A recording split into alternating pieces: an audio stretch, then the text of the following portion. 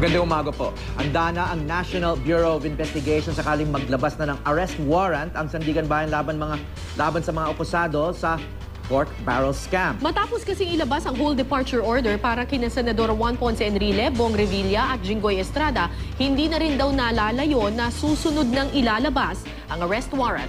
Pagsisiguro ng NBI, tatratuhin tulad ng ibang ordinaryong preso ang tatlong senador kapag sila'y inaresto. Walang ibibigay na special accommodation sa kanila. Handa naman daw ang NBI sakaling piliin nilang sumuko. Nakahanda na sina Estrada at Enrile sa anumang posibleng sitwasyon dahil dati na silang naaresto at nakulong. 2001 nang maaresto at makulong si Estrada kasamang amang si Manila Mayor Joseph Estrada para sa kasong plunder. Inabsuelto siya ng Sandigan Bayan sa kaso. 2001 din inaresto si Enrile sa hinalang tinangka niyang pabagsakin ng Administrasyong Arroyo. Nakulong din siya noong dekada 80 dahil sa coup attempt. Nabasura ang parehong kaso laban sa kanya. Sa pagkakataong ito, naniniwala ang ilang eksperto na pwedeng pagbigyan si Enrile kung hihilingin niyang ma-house arrest o ma-hospital arrest.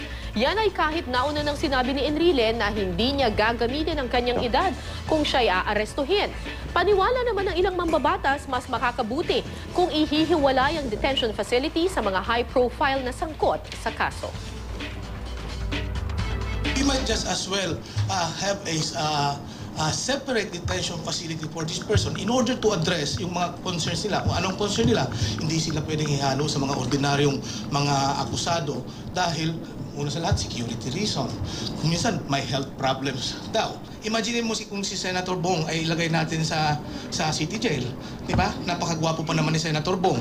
Siguro, in less than 1 hour, makakakuha na mangyari kay Senator Bong.